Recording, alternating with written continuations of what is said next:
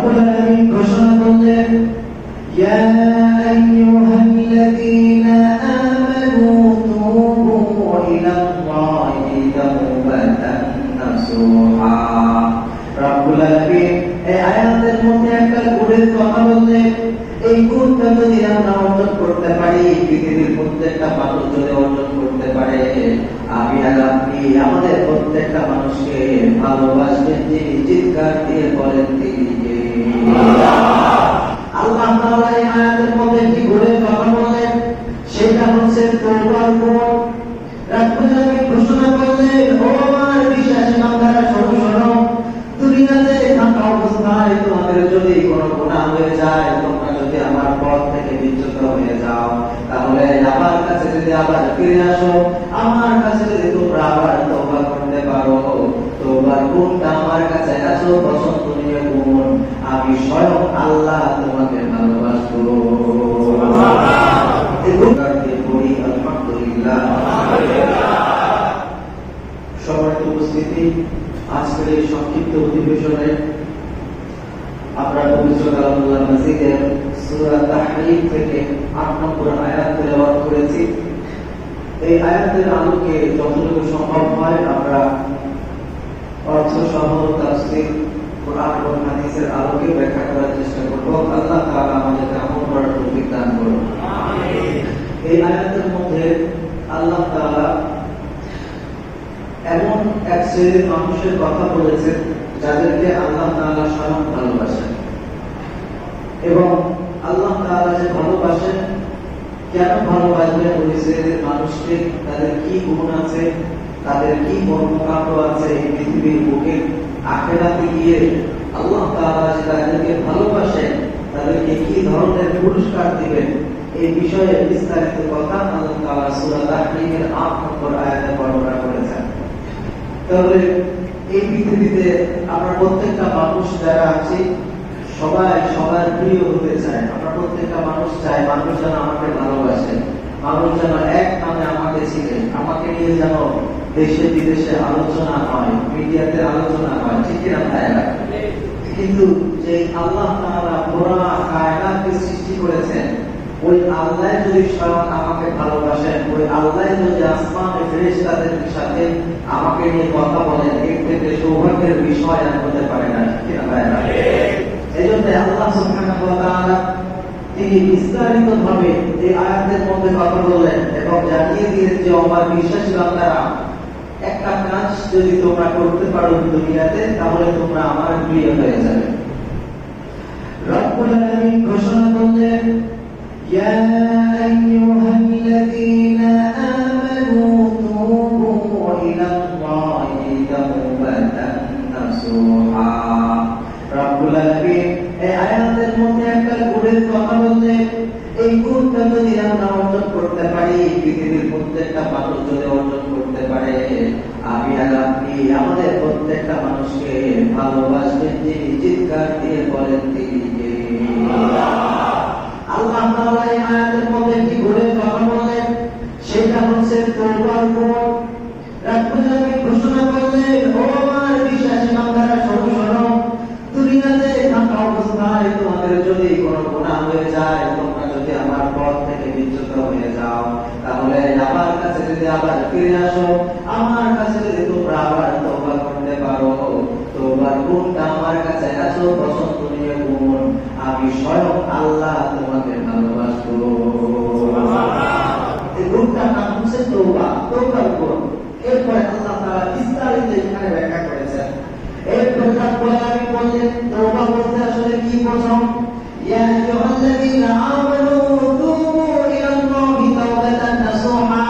ও আমার বিশ্বাসী বান্দারা, এখানে আল্লাহ তাআলা পুরো পৃথিবীর মানুষদের মধ্যে যত বর্ণের মানুষ আছে, যত ধর্মের মানুষ আছে, এর মধ্যে এক শ্রেণীর মানুষকে আল্লাহ পাক বিশেষায়িত করলেন।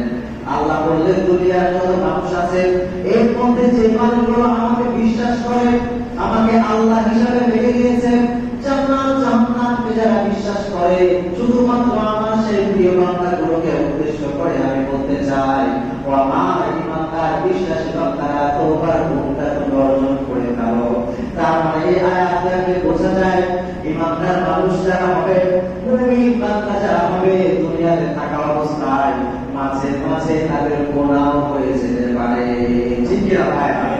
গুনাহ না হলে তো তওবার কোনো কথাই আসতো না। তাই আল্লাহ তাআলা বোঝালেন যে দুনিয়ায় থাকা অবস্থায় মাঝে মাঝে গুনাহ হয়ে যেতে পারে, তবে গুনাহর উপরে ইস্তেকামত থাকা যাবে না, টিকে থাকা যাবে না। বরং যতবার তুমি গুনাহের সমুদ্রে ডুবে যেতে চাইবে, ততবার তুমি আমার মাগফিরাতের দিকে সাঁতার দিয়ে ছুটে ছুটে আসবে। সুবহানাল্লাহ পড়েন। এরপরে রব্বুল আলামিন বললেন তাওবাতান নাসুহা। এই আয়াতের ব্যাখ্যায় বিশ্বনবী মহানবী সাল্লাল্লাহু আলাইহি ওয়াসাল্লাম বুখারীর বর্ণনায় একটি ঘটনা বর্ণনা করেছেন। ঘটনাটা এমন বিস্ময়কর ঘটনা, শুনলে অবাক হয়ে যাবেন। বিশ্বনবী তওবা করলে আল্লাহ তাআলা কেমন খুশি হন তার একটা উদাহরণ দিতে বুখারীতে একটি ঘটনা উল্লেখ করলেন। বিশ্বনবী বললেন, মনে করো একজন মানুষ বিশাল বড় একটা মরুভূমি পাড়ি দিয়ে সফর করতে বের হয়েছে। মিনিমাম সফর করতে ওই মরুভূমিটা পার হতে তার 15 দিনের সময় লাগবে। বিশ্বনবী বললেন, এই লোকটা 15 দিনের মরুভূমি পাড়ি দেওয়ার জন্য মরুভূমির একটা জাহাজ আছে, সে ওই মরুভূমির জাহাজে চড়ে বসলো। মরুভূমির জাহাজের নামটা কি জানেন নাকি? সবাই বলেন। বিশ্বনবী বললেন, এই লোকটা মরুভূমিটা পাড়ি দেওয়ার জন্য উটের জাহাজ, মরুভূমির জাহাজ উঠে উঠলো। আবার 15 দিনের যে পরিমাণ খাদ্য তার দরকার হয়, যে পরিমাণ পানিও তার দরকার হয়, এই সব কিছু সেখান থেকে বোঝা নিয়ে ওই উটের মধ্যে সমাবেশ করলো। এরপরে উঠিয়ে লোকটা রওনা দিয়েছে। বিশ্বনবী বললেন, যেতে যেতে সে মরুভূমির একেবারে মাঝ বরাবর চলে আসছে। প্রায় 7 দিনের রাস্তা সে অতিক্রম করে ফেলেছে। ক্লান্ত শ্রান্ত হয়ে এই মুসাফির দূরে তাকিয়ে দেখলো একটা খেজুর গাছ, ওইখানে চমৎকার একটুখানি সুন্দর ছায়া রয়েছে। এই সফরকারী ব্যক্তি চিন্তা করলো, বিশাল এখনো অনেক পথ বাকি, মাত্র 7 দিনের মতো পথ এসেছে, এখনো প্রায় 8-9 দিনের পথ বাকি আছে। এই যে খেজুর গাছের শীতল ছায়া, এইখানে আমি একটুখানি বিশ্রাম করে যাই। এই চিন্তা করে লোকটা ওইখানে বিশ্রাম করতে বসেছে, পাশে উটটাকে রেখে দিয়েছে। এরপরে ক্লান্ত শ্রান্ত মুসাফির মরুভূমির ওই খেজুর গাছের শীতল ছায়ায় যে একটুখানি বিশ্রাম করতে নিয়েছে, অমনি তার চোখের মধ্যে এমন ঘুম এসেছে, ওই লোকটা ওইখানে ঘুমিয়ে পড়েছে। এরপরে বিশ্বনবী বললেন, দীর্ঘক্ষণ ওই লোকটা ঘুমিয়ে থাকলো। ঘুমিয়ে থাকার পরে অনেকক্ষণ পরে লোকটার ঘুম ভেঙে গিয়েছে। ঘুম থেকে ওঠার পরে সে চারদিকে তাকিয়ে দেখে তার উটটা আর নাই। সেই উটটাতে চড়ে সে এসেছিলেন, যে উটের মধ্যে তার 15 দিনের খাবার ছিল, ওই উটটা সে আর খুঁজে পাচ্ছে না। চারদিকে তাকায় তাকে দুধ মরুভূমি কোথাও তাকার ওই উটটা নাই। এখন আরবের যে উট, এই উটের দুইটা বিশেষ গুণ ছিল। বিশ্বনবীর হাদিসে এটা বর্ণিত আছে, আরবের উটগুলোর গুণ কয়টা? আসতে বলেন কয়টা? বিশ্বনবী বললেন, আরবের যে উট আছে, এই উটের দুইটা বৈশিষ্ট্য আছে। এর মধ্যে এক নম্বর বৈশিষ্ট্য হলো, কোন একটা উটকে যদি আপনি শিকার করে ফেলতে পারেন, কোন একটা উট সে যদি আপনার সাথে কয়েকদিন ধরে থাকতে থাকে, এই উটটা এত পরিমাণ বাধ্য হয়ে যায়, এক মুহূর্তের জন্য ওই উটটা আপনাকে ছেড়ে চলে যায় না। সুবহানাল্লাহ পড়েন। কিন্তু এখানে ব্যাপার করছে, ভিন্ন উট হারিয়ে গিয়েছে, ঠিক না? এরপরে এই উটের দ্বিতীয় একটা গুণ আছে, যে গুণটা বিশ্বনবী আরেক হাদিসে বর্ণনা করেছেন। উটের আরেকটি গুণ হলো, উট তো তার মালিক ছেড়ে কখনোই পালিয়ে যায় না, তবে যদি একবার পালিয়ে যায়, এই উট আর কখনো ফিরে আসে না। কথাটা বুঝতেছেন? উট পালিয়ে যায় না, তবে পালিয়ে গেলে আর ফিরে আসে না। এটাও বিশ্বনবীর একটা হাদিস দ্বারা বর্ণিত।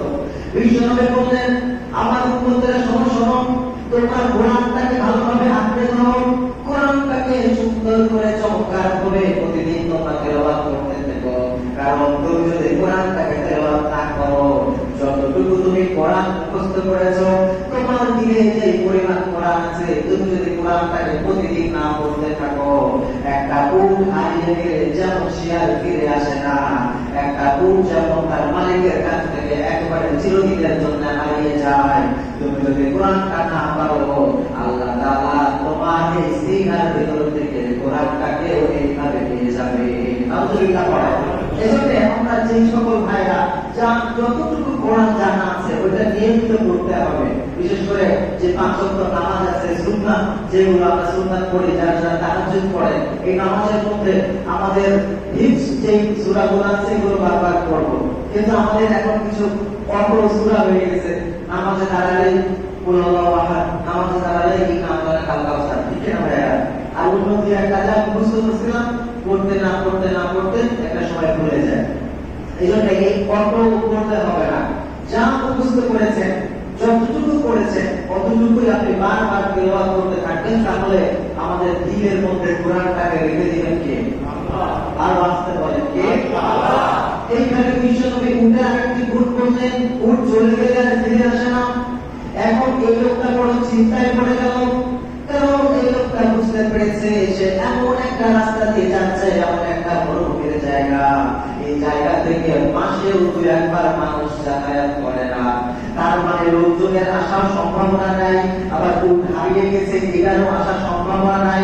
সামনে এখন 8-9 দিনের রাস্তা, পিছনেও 8-9 দিনের রাস্তা, ফিরে আসছে মরুভূমির একেবারে মাঝখানে। এখন যদি সে উঠটা না পায়, সে তো না খেয়ে মরে যাবে। আবার যদি হাঁটা শুরু করে মরুভূমির যে গরম, হাঁটতে হাঁটতে 7 দিনের পথ তো সে জীবনে পাড়ি দিতে পারবে না। লোকটা বুঝে ফেলেছে মৃত্যু ছাড়া তার আর কোনো গতি নাই, ঠিক না? মরুভূমির যে উত্তপ্ত বালুকণা, এটা তো অনেক বেশি উত্তপ্ত হয়ে থাকে। অনেকে উদাহরণ দেয় যে চাল যদি আপনি মরুভূমির বালির উপরে রেখে দেন, ওইটা গরমে নাকি বই হয়ে যায়। তাহলে কি পরিমাণ লোক, আর এইটা পায়ে পেটে 7-8 দিন খাবার ছাড়া পার দেওয়া সম্ভব। এই লোকটা বুঝে ফেলেছে যে তার বাঁচার কোনো উপায় নাই। এরপরে বিশ্বনবী বললেন, লোকটা অনেক পেরেশান, একটা পর্যায়ে চিন্তা করতে করতে কাঁদতে কাঁদতে লোকটি আবার ক্লান্ত হয়ে ওই ছায়ার নিচে ঘুমিয়ে পড়েছে। এবার বিশ্বনবী যেটা করবেন সেটা বোঝার আগে একটা উদাহরণ শুনে নেন। মনে করেন আপনি দুনিয়ার এই পৃথিবীতে আপনি এমন একটা মামলার শিকার হয়েছেন, এমন একটা মামলা আপনি শিকার হয়ে গিয়েছেন, আদালত থেকে রায় দিল আপনার শাস্তি হলো একেবারে ফাঁসি দিয়ে মৃত্যুদণ্ড দেওয়া হবে। এমন একটা রায় যদি আপনি শোনেন, আপনার থেকে কষ্টের মানুষের পৃথিবীতে আর আছে? এরপরে আপনি মনে করেন জেলখানায় চলে গিয়েছেন, মৃত্যুর প্রহর হচ্ছে, আপনার টেনশনে আপনার ঘরে খাওয়া দাওয়া বন্ধ হয়ে গিয়েছে, ঘুম বন্ধ হয়ে গিয়েছে। এমন সময় যদি আপনি শুনতে পান আদালত থেকে নতুন রায় হয়েছে, আপনার ফাঁসির যে শাস্তি দিয়েছিল এই ফাঁসির সাজাটাকে মওকুফ করে দিয়ে আপনাকে বিনা হিসাবে খালাস করে দেওয়া হয়েছে। এখন আমার কথা যদি আপনি বুঝে থাকেন, তাহলে বলেন এই লোকটার থেকে খুশি আর পৃথিবীতে কেউ আছে? এইবার বিশ্বনবী কি বলে দেখেন, বিশ্বনবী বললেন, লোকটা চিন্তা করতে করতে একটা পর্যায়ে ঘুমিয়ে গেল। দীর্ঘক্ষণ ঘুমিয়ে থাকার পরে লোকটা যখন আবার ঘুম ভেঙে গিয়েছে, লোকটা চলতে চলতে কোন রকম ঘুম থেকে উঠেছে, মনটা তার বড়ই ভারাক্রান্ত। এমন সময় সে চোখটা খুলে দূরে তাকিয়ে দেখে, কেমনে কিভাবে সে জানে না, কিন্তু 15 দিনের খাবার সহ তার উটটা আবার তার পাশে দাঁড়িয়ে আছে। এই কথাটা বলার পরে বিশ্বনবী বললেন, এই লোকটা নিশ্চয় চিন্তা করেছিল চিরদিনের জন্য পৃথিবী ছেড়ে চলে যেতে হবে, মরুভূমির মধ্যে ধুকে ধুকে আমাকে মরে যেতে হবে। এমন একটা টেনশন থাকার পরে এই লোকটা যখন আবার উটটাকে ফিরে পেয়েছে, সে তো শুধু উট ফিরে পায় নাই, সে যেন তার জীবনটাকে নতুন ভাবে ফিরে পেয়েছে, ঠিক কিনা বলেন? এখন এই লোকটা এত বেশি খুশি হয়ে গিয়েছে, বিশ্বনবী বললেন লোকটা এত খুশি হয়েছে, খুশির প্রচন্ডতায়, খুশির তীব্রতায় রব্বুল আলামিনের শুকরিয়া আদায় করতে করতে একটা পর্যায়ে আল্লাহ তাআলার দিকে, আসমানের দিকে ধরে আঙ্গুল তুলে বলল, ও আল্লাহ, আনতা গোলামি ওয়া আনা রব্বি, আমি হলাম তোমার রব আর তুমি হলে আমার গোলাম। নাউযুবিল্লাহ পড়া। বিশ্বনবী বললেন লোকটা আনন্দের আতিশয্যে, আনন্দের তীব্রতায় ভূত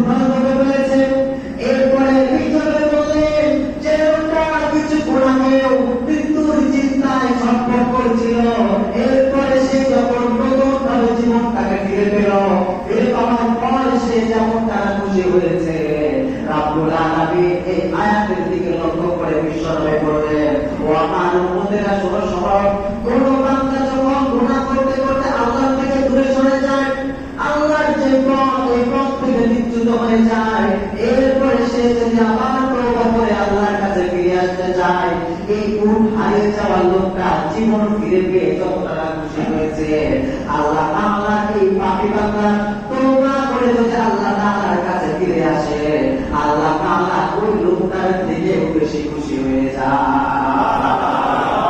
এই জন্য আল্লাহ বলেন, ইয়া আইয়ুহাল্লাযীনা আমানু তুবু ইলাল্লাহি তাওবাতান নাসুহা।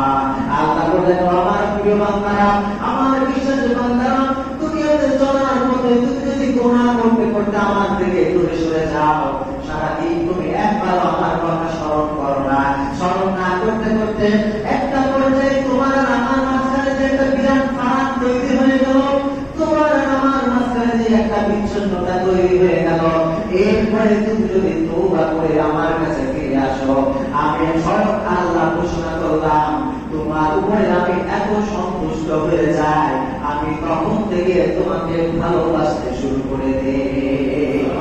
এটা হচ্ছে তওবা। মূল কথা, তওবা মানে আল্লাহর কথা আবার ফিরে আসা। এই জন্য আজকে নিয়ত করে আল্লাহর দিকে আমরা আবার ফিরে যাবো, যাবো তো ইনশাআল্লাহ। এরপরে আল্লাহ বলেন, তাওবাতান নাসুহা, তুমি ফিরে কিভাবে আসবে তার একটা ব্যাখ্যা আল্লাহ দিলেন। আল্লাহ বললেন, তাওবাতান নাসুহা, তওবা তোমাকে যে করবে, তুমি যে আমার পথে ফিরে আসবে, নাসুহা সমৃদ্ধ তওবা নিয়ে তুমি আমার কাছে ফিরে আসবে। এখন নাসুহা কাকে বলে? এই যে আরবি একটা শব্দ নাসুহা, এটা দুইটা মাসদার থেকে আসছে, একটু খেয়াল করবেন। মুফাসসিরিনে কাম করেছে এই যে নাসুহা শব্দটা আছে, আরবি নাসহাতুর এই শব্দ থেকে আসছে। আবার কিছু কিছু মুফাসসির বলেছেন নাসহা এই শব্দ থেকে এসেছে। এখন এই নাসহা শব্দ যদি নাসহা থেকে আসে, নাসহার শাব্দিক অর্থ হলো সেলাই করা। নাসহা শব্দের শাব্দিক অর্থ কি? সেলাই করা। সবাই বলে কি?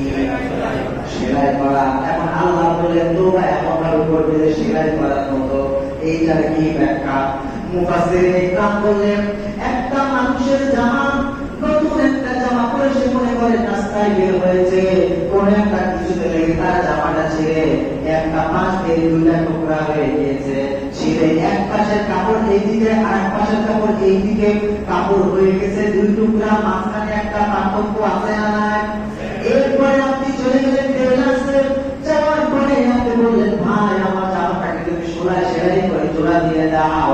মুফাসসিরিনে ইকরাম বলেছেন, তাওবা হলো এমন একটা জিনিস, রব্বুল আলামিন ঘোষণা করলেন, ও আমার বান্দারা, তোমরা করতে করতে তোমরা যদি আমার থেকে বিচ্ছিন্ন হয়ে যাও, আমার পথ থেকে যদি তোমরা দূরে চলে যাও, নাসুহার মতো করে সেলাই করলে যেমন ছেঁড়া দুইটা জামা একত্রিত হয়ে যায়, তোমার সাথে আমার যে ছেঁড়া একটা সম্পর্ক তৈরি হয়েছে, তুমি তওবার মাধ্যমে সেলাই করে আমার আর তোমার এই আদরের যে সম্পর্ক আছে, এই সম্পর্কটাকে একেবারে সংযুক্ত করে তুমি আমার কাছে ফিরে আসো।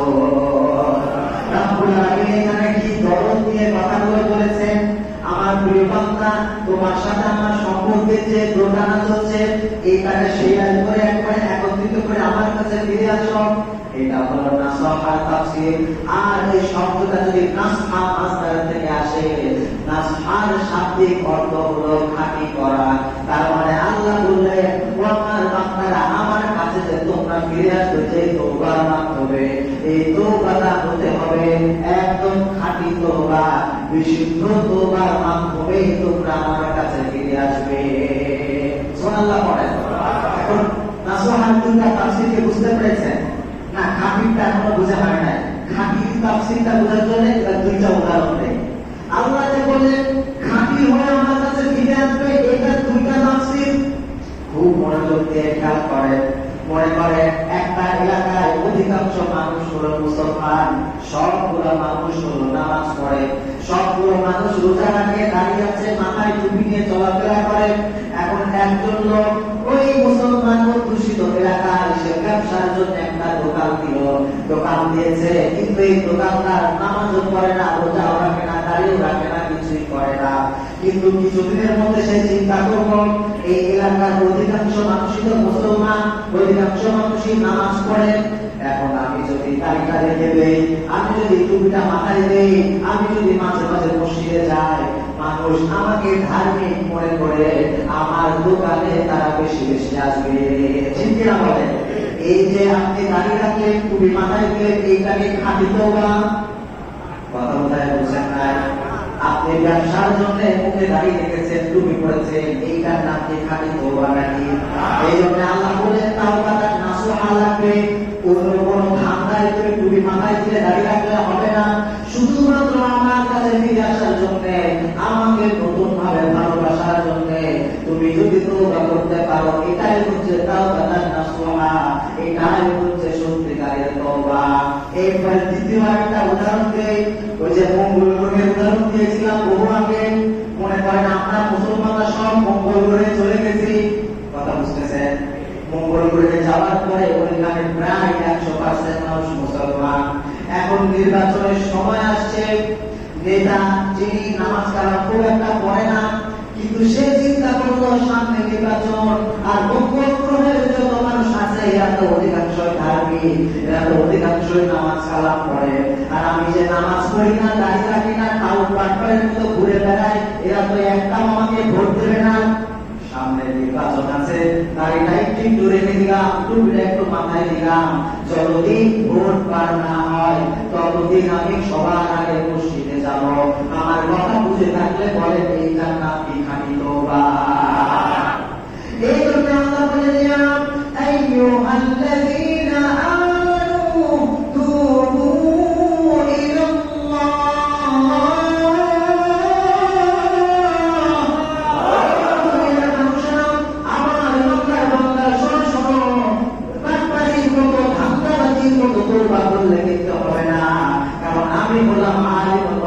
তুমি যে মাথায় টুপিটা কেন দিয়েছ, মসজিদের প্রথম কাতারে তুমি কেন আসো, ধান্দাবাজি কেউ ধরতে না পারলে আমি আল্লাহ কিন্তু ঠিকই বুঝি। এই জন্য আমি আল্লাহ বললাম তাওবাটা নাসুহা লাগবে। কারোর জন্য তওবা না, কারোর জন্য নামাজ না, নামাজ রোজা তওবা যদি করতে হয় একজনের জন্য করবো, চিৎকার দিয়ে বলেন তিনি কে? এই যে আপনি খাঁটি তওবা করলেন, এই আয়াতের পরের অংশে আল্লাহ তাআলা বললেন এইভাবে খাঁটি তওবা করে তোমরা যদি আমার কাছে ফিরে আসতে পারো, আমি আল্লাহ ঘোষণা করলাম তোমাকে আমি 4টা পুরস্কারের পুরস্কৃত করব। কয়টা পুরস্কার দেবেন আল্লাহ? একই আয়াতে আপনারা আজকে বাসায় গিয়ে সূরা তাহরীমের 8 নম্বর আয়াতটা একটু বের করে দেখবেন। এরপর আল্লাহ তাআলা 4টি পুরস্কারের কথা ঘোষণা করেছেন। আপনারা কি ঘুমিয়ে পড়লেন নাকি ভাইরা? বিরক্ত হচ্ছেন? এরপরে আপনারা 4টি ঘোষণা দিলেন, 4টি পুরস্কারের ঘোষণা। আল্লাহ বললেন তোমরা যদি খাঁটি দিয়ে তওবা করে আমার কাছে আসতে পারো, আমার প্রিয় বান্দারা, তোমার ভালো পাও আমার কাছে আসবে না, বরং তোমাদেরকে আমি 4টা পুরস্কারে পুরস্কৃত করব। এর মধ্যে 1 নম্বরে আল্লাহ বললেন আসা রাব্বুকুম আইয়ুকাফিরা আনকুম সাইয়্যাতিকুম ওয়া ইউদখিলাকুম জান্নাতিন তাজরি মিন তাহতিহাল আনহার। রব্বুল আলামিন ঘোষণা করলেন আমার প্রিয় বান্দা, তোমরা যদি তওবা করে আমার কাছে ফিরে আসতে পারো, প্রথম নাম্বার যে পুরস্কার আমি তোমাকে দিব, আসা রাব্বুকুম আইয়ুকাফিরা আনকুম সাইয়্যাতিকুম। এই যে এতদিন তওবা না করে যত রকমের গুনাহ তোমরা করেছিলে, যত রকমের আমার নাফরমানি করেছিলে, সবকিছু মাফ করে দিয়ে সেই পরিমাণ গুনাহ তোমরা করেছো, ওই গুনাহগুলোকে আমি সওয়াব আর নেকি দ্বারা পরিবর্তন করে দিব। এখন আল্লাহ তাআলা যে নেকি দ্বারা পরিবর্তন করে দিবেন আমাদের গুনাহগুলো, এইটা কেন করবেন জানার দরকার আছে না নাই? এবার একটা চমৎকার তাফসীর শুনেন।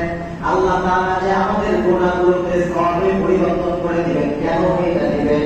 বিশ্বনবী ব্যাখ্যা করে বললেন যখন হাসর নাসর কায়েম হয়ে যাবে, রব্বুল আলামিন বিচার আচার কেমন করে সব বিচার শেষ হয়ে যাবে, জাহান্নামীরা জাহান্নামে ঢুকে যাবে। এরপরে যখন জান্নাতীদেরকে আল্লাহ বলবেন তোমরা জান্নাতে ঢোকো, এই ঘোষণা দেওয়ার সময় বিশ্বনবী হাদিসের মধ্যে বলেছেন রব্বুল আলামিন ঘোষণা করবে আদম থেকে এসেছে। এই উম্মতের মধ্যে আমার প্রিয় আখেরি নবী মুহাম্মদের যে উম্মতগুলো আছে, কোটি কোটি উম্মতের মধ্যে মুহাম্মদ নবীর উম্মত দিয়ে সর্বপ্রথম আমি জান্নাতটাকে উদ্বোধন করব। আমরা আসলাম সবার শেষে, জান্নাতে যাব সবার আগে। এটা কেমনে হয়? দেখেন, আল্লাহ তাআলা আখিরাতের বিচার করবেন, ইনসাফের বিচার। কিন্তু এখন যদি এমন হয়, হযরত নূহ আলাইহিস সালামের জামানার মানুষেরা শত শত বছর বেঁচে ছিল, এমন একজন তার পয়গম্বরদের একজন যদি এসে আল্লাহকে বলে, আল্লাহ আমি তো 500 বছর তোমার ইবাদত করেছি, আর এই যে নবী মুহাম্মদ তার যে উম্মতরা আছে এরা তো খুব অল্প সময় ইবাদত করেছে। আবার অনেক সময় থেকে এমনও মুসলমান পাওয়া যায় সারা জীবন কাফের ছিল, মাত্র মুসলমান হয়ে কালেমাটা পড়ছে আর আল্লাহ তার জীবন দিয়ে দিয়েছে। এমন আছে না নাই? বিশেষ করে সাহাবাদের জীবনে পড়ে দেখবেন, বহু সাহাবা এমন ছিল নবীর হাতে কালেমা পড়ে মুসলমান হয়েছে, এমন সময় জিহাদেরও ডাক চলে এসেছে। সেই এক ওয়াক্ত নামাজও পড়তে পারে নাই, দোয়াও করতে পারে নাই, রোজা রাখতে পারে নাই, জিহাদের ময়দানে চলে গিয়েছে, মাত্র 1 ঘন্টার ব্যবধানে শহীদ হয়ে গিয়েছে। এই লোকটাদের সামান্য ইবাদত করতে পারলো না, আর আল্লাহ বলেন এই লোকগুলো দিয়া জান্নাতটাকে উদ্বোধন করবে। তখন যদি কোন যে উম্মতগুলো আছে তারা বলে, আল্লাহ এই লোক মাত্র 1 ঘন্টার মুসলমান ছিল আর আমি 500 বছর ইবাদত করেছি, আমার আগে ওই লোকটা কেমনে জান্নাতে যাবে? প্রশ্ন আসতে পারে কি পারে না? অথচ আল্লাহ নাকি সেদিন ইনসাফের বিচার করবেন। ইনসাফের বিচার কিভাবে করবেন সেটা আল্লাহই বুঝে আসবে। ইনসাফ বলতে কেমন ইনসাফ হবে সেদিন? মনে করেন দুনিয়াতে একটা লোক 3টা লোককে এক জায়গায় খুন করে ফেলেছে, একজনের বাবাকে খুন করেছে, একজনের চাচাকে খুন করে ফেলেছে, একজনের ফুফুকে খুন করে ফেলেছে। খুন করেছে কয়টা? 3টা। আরো আসতে বলেন কয়টা? এখন আদালতে যাওয়া হলো, বিজ্ঞ আদালত ফাঁসির রায় দিয়ে দিল, ফাঁসিও হয়ে গেল। ফাঁসি হওয়ার পরে যে 3টা লোক নিহত হয়েছে, নিহত 3 পরিবার পাশে বসা। এখন যে লোকটার বাবা মরে গিয়েছে সেই লোকটা চিৎকার দিয়ে বলল, আলহামদুলিল্লাহ আমি আমার বাবার হত্যার বিচার পাইলাম। কথা কি বুঝতেছেন আপনারা? এখন পাশে বসা আরো 2 শ্রেণী আছে, একজনের চাচাকে মারছে আর একজনের ফুফুকে মারছে। এরা দুজন চিন্তা করলো, কি রে আমার চাচা মরছে, এর ফুফু মরছে, আর এই লোকটা শুধু বাপের বিচার পাইলে আমার চাচা আর ওর ফুফুর বিচার কই? বুঝেন না কথা? এখন এরা সবাই মিলে গেছে আদালতে, যাওয়ার পরে বলল, জজ সাহেব ওই লোকটা বাবাকে খুন করছে, বাবার বিনিময়ে আপনি তাকে ফাঁসিতে ঝুলিয়ে তার মৃত্যু দিয়ে দিয়েছেন, কিন্তু আমার চাচাকে খুন করছিল, এটার বিচার কই? ওনার যে ফুফুকে হত্যা করেছিল ওইটার বিচার কই? এখন আমার কথা যদি আপনারা বুঝতে পারেন, বলেন দেখি এই জজ সাহেব কি ওই লোকটাকে আবার দ্বিতীয়বার ফাঁসি দিয়ে মৃত্যুদণ্ড কার্যকর করতে পারবে?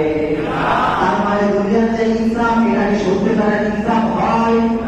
এই পরিমাণ শক্তি আমাদের কাছে দুনিয়ায় ইনসাফ প্রতিষ্ঠা করব? আমরা আমাদের স্বার্থের মধ্যে কিছু ইনসাফ তৈরি করি, কিন্তু দুনিয়ার ইনসাফ আর আখিরাতের ইনসাফের মধ্যে এখানে কোনো পার্থক্য। আখিরাতে যখন আবার এই লোক 3 জন যাবে, আল্লাহকে বলবে, আল্লাহ এই লোক আমার বাবাকে খুন করেছিল, এই লোকটাকে আল্লাহ মৃত্যুদণ্ড দেবেন, মারা পড়বে। এরপরে যার ফুফুকে হত্যা করেছিল সে এসে বলবে, আল্লাহ এই লোকটা আমার ফুফুরে হত্যা করেছিল, এই লোকটাকে আল্লাহ আবার জীবিত করবে, আবার মৃত্যুদণ্ড দেবেন। আর একজন এসে বলবে, আল্লাহ এই লোক তো আমার চাচাকে খুন করেছিল, আল্লাহ এই লোকটাকে আবার জীবিত করে আবার ফাঁসিতে ঝুলাবে। এইভাবে বারবার মৃত্যু দিয়ে বারবার জীবিত করে প্রত্যেকের যত রকমের অন্যায় জুলুম যে যত করেছে প্রত্যেকের ইনসাফ ভিত্তিক চমৎকার একটা বিচার সেদিন করবে। সুবহানাল্লাহ। এই বিচারটি দুনিয়ায় করা সম্ভব? এবার আপনারা কি কথা বুঝতেছেন? এখন দেখেন আপনি এই যে ইনসাফ হবে, এমন ইনসাফ যদি আল্লাহ আখিরাতে প্রতিষ্ঠা করেন, আর আগের কালের ওই উম্মতেরা যদি বলে এই লোক 1 ঘন্টা ইবাদত করে আমার আগে জান্নাতে কেমনে যাবে, আর আমি 500 বছর ইবাদত করছি, তাই নাকি বলেন আমাদের যদি আল্লাহ আগে জান্নাতে ঢুকিয়ে দেয়, এইখানে ইনসাফের বিচার হবে। আসতে বলেন ইনসাফের বিচার হবে। এই জন্য আল্লাহ তাআলা এখানে ঘোষণা দিলেন, আসা রাব্বুকুম আইয়ারহামাকুম আইয়ুকাফিরা আনকুম সাইয়্যাতিকুম। ও আমার বান্দা শোনো, তুমি যে অনেক রকমের গুনাহ করলা, ইবাদত করেছিলে অল্প, এখন তোমাকে যে আমি আগে জান্নাতে দিব, আগের কালের উম্মতেরা যদি আমার কাছে এসে তোমার নামে নালিশ দিতে না পারে, এই জন্য আমি আল্লাহ রহমান হয়ে রকে করে তুমি তওবা করেছো, তোমাকে ভালোবেসে এত পরিমাণ তোমার গুনার বদলে সওয়াব আমি লিপিবদ্ধ করে দিব। পূর্ববর্তী যে উম্মতেরা আছে তারা শিকায়ত করার সুযোগ সেদিন পাবে না। কি ভালোবাসা আল্লাহ, দেখছেন? এমন ভালোবাসা আল্লাহর কাছে তওবা করে ফিরে যাওয়ার দরকার আছে না নাই? এটা হলো 1 নম্বর পুরস্কার। 2 নম্বর পুরস্কারটা বলি, বলে শেষ করে দেই। এরপরে রব্বুল আলামিন 2 নম্বর একটা পুরস্কার বললেন। আল্লাহ বললেন তোমাদেরকে শুধু ক্ষমা করে দেব তাই নয়, ওয়া ইউদখিলাকুম জান্নাতিন তাজরি মিন তাহতিহাল আনহার। ক্ষমা করে দেওয়ার পরে আমার তওবাকারী বান্দারা শোনো, আর একটা ঘোষণা সেদিন আমি দিব, যখন ক্ষমা হয়ে যাবে তোমাদেরকে এমন এক জান্নাত আমি দান করে দিব যে জান্নাতের পাদদেশ থেকে নহরসমূহ প্রবাহিত হতে শুরু করবে। এই আয়াতের ব্যাখ্যায় বিশ্বনবী একটা চমৎকার কথা বলেছেন। এই যে আমাদের একটা আঙ্গুল আছে, এই আঙ্গুলটার নাম হচ্ছে শাহাদাত আঙ্গুল। কি আঙ্গুল? যারা ঘুমাচ্ছেন তারা বলে শাহাদাত যে আঙ্গুলটা হবে। বিশ্বনবী বললেন জান্নাতে যখন তোমরা ঢুকে যাবে এই আঙ্গুলের মধ্যে আল্লাহ তাআলা এক ধরনের শক্তি দান করবেন। শক্তিটা কেমন হবে? আল্লাহ বললেন তোমাদেরকে এমন জান্নাত দান করব তাজরি মিন তাহতিহাল আনহার, কোটি কোটি লক্ষ লক্ষ নহর তোমাদের পায়ের নিচে থাকবে। এখন পায়ের নিচে যদি কোটি কোটি নহর থাকে আমরা কি হাঁটতে পারবো? কথা বলে হাঁটা যাবে? এই জন্য বিশ্বনবী বললেন এই যে আঙ্গুলটা থাকবে এমন একটা শক্তি আঙ্গুল আল্লাহ দান করবে, জান্নাতের কোটি কোটি নহর যেগুলা থাকবে আমাদের আঙ্গুলের ইশারায় প্রবাহিত হতে থাকবে। এটা হচ্ছে 2 নম্বর পুরস্কার। এরপরে 3 নম্বর পুরস্কার আল্লাহ তাআলা বললেন ইয়াউমা লা ইউযিল্লাহুন নাবিয়্যা ওয়াল্লাযীনা আমানু মা'আহু নূরুহুম ইয়াসআ বাইনা আইদিহিম ওয়া বিআইমানিহিম। এরপরে রব্বুল আলামিন 3 নম্বর আরেকটি পুরস্কার ঘোষণা দিলেন। আল্লাহ তাআলা বললেন আমার তওবাকারী বান্দারা শোনো, আখিরাত যখন কায়েম হয়ে যাবে দুনিয়া থেকে তুমি যদি তওবা করে আসতে পারো আখিরাতে তোমাকে আমি সামান্যতম লাঞ্ছনা আর অপমান করব না। লাঞ্ছনা আর বঞ্চনা অপমান এগুলো থেকে আখিরাতে আমাদেরকে হেফাজত করবে কে? আল্লাহ। যদি আমরা দুনিয়া থেকে তওবা করতে পারি। দেখেন এই কথা বলে আল্লাহ শান্ত হয়ে যান নাই। আল্লাহ শুধু এটা বলেন নাই যে তোমাদের অপমান করা হবে না, বরং এরপরে আরো মজাদার একটা ঘোষণা দিয়েছেন। ঘোষণাটা কি? মনে করেন বিয়ে বাড়িতে আপনি ঢুকবেন, ইদানিং সময়ে যে বিয়ে হয়, আগের কালে বিয়ে হইতো দুপুরবেলা, ঠিক না ভাইয়া? দুপুরবেলা সবাই খাওয়া দাওয়া করে বাড়ি যেত রাতে, আর এখন বিয়ে শুরু হয় রাত 8টার পর থেকে, ঠিক না? এরপরে দেখবেন এদিকে হাফকিল এদিকে হাফকিল, কমিউনিটি সেন্টার বিশাল আলো সজ্জা করে একেবারে পুরো এলাকার আলোয় আলোকিত করে দেয়, ঠিক না? এরপর দেখেন আল্লাহ তাআলা কি ঘোষণা দেন, এই বিয়ের বাড়িতে যে আলো দেওয়া হয়, আলো সজ্জা করা হয়, এটা তো বরের সম্মানের জন্য, ঠিক না? এবার দেখেন আল্লাহ তাআলা একটা ঘোষণা দিচ্ছেন, দুনিয়ায় যে আলোক সজ্জা গুলো করা হয় বর যতক্ষণ ওই আলোর ভিতরে থাকে ততক্ষণ আলো পায়। এরপরে বর যদি কমিউনিটি সেন্টার থেকে বউ নিয়ে ঘরে যায় তখন কি আর আলো তার সাথে সাথে যায়? কথা বুঝে নেয়? আলো কি যায়? আলো ওই কমিউনিটি সেন্টারে থেকে যায়। এবার আল্লাহ বলে আমার বান্দারা শোনো, তুমি যদি তওবা করে আমার কাছে আসতে পারো তোমাকে তো আমি অপমান করবো না, উল্টা তোমাকে আমি সম্মান দিব। তাহলে কেমন সম্মান দিব? আল্লাহ বলেন নূরুহুম ইয়াসআ বাইনা আইদিহিম ওয়া বিআইমানিহিম। ও আমার প্রিয় বান্দারা শুনে নাও, তুমি যদি তওবা করে আমার সামনে দাঁড়াতে পারো তোমাকে আমি এমন সম্মান দান করব, তোমার ডানে বামে পিছনে সামনে সব জায়গায় আমি আলো আর আলো দিয়ে ভরিয়ে দিব। তবে এই আলোটা হবে একটু ভিন্ন। দুনিয়ায় তুমি আলো পেয়েছিলাম, তুমি আলো থেকে দূরে চলে গেলে আলো দেখা যেত না, কিন্তু আখিরাতে আমি তোমাকে এমন এক আলো দিব, তুমি যেদিন দিয়ে যাবা তোমার চারপাশের আলোগুলো তোমার পিছনে পিছনে চলতে থাকবে। আমার এটার ব্যাখ্যা দিতে বিশ্বনবী বলেন আবার কেমন আলো হবে শুনে নাও। কিছু মানুষের আলো আবার এমন হবে তারা দুনিয়াতে অনেক বেশি গুনাহ করেছিল, সওয়াব একেবারে ছিল না, শেষ মুহূর্তে তওবা করার কারণে আল্লাহ তাআলা তার ওয়াদা অনুযায়ী তাকে আলো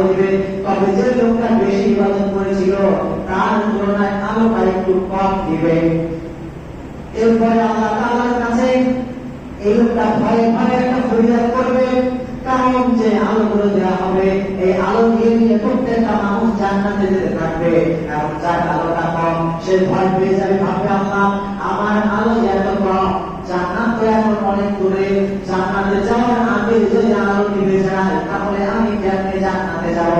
তখন আল্লাহ তাআলা তার আলো কম হলে যেন আলো বাড়ানোর ব্যবস্থা করা যায় এই জন্য একটা আয়াত শিখিয়ে দিলেন।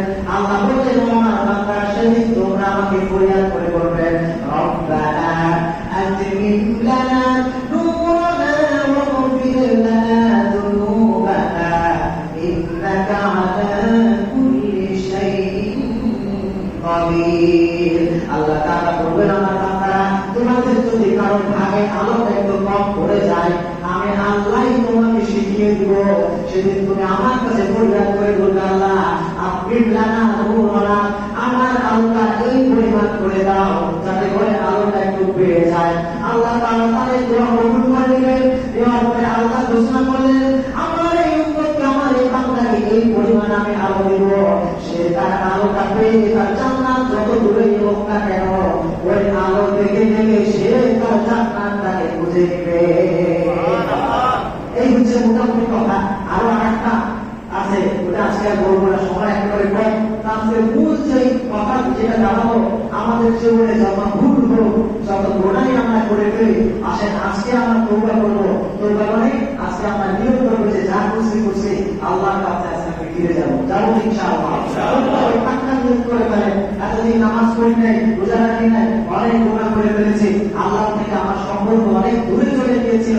আজকে আমি এই মসজিদে বসে তওবা করলাম, এমন একটা সম্পর্ক আল্লাহর সাথে তৈরি করবো যেন আল্লাহ তাআলা আখিরাতে আমাকে এরকম আলো আর নূর দিয়ে ভরিয়ে দেয়। করে না আমি এখন বলেন আমরা নিয়ত করলাম তো ইনশাআল্লাহ।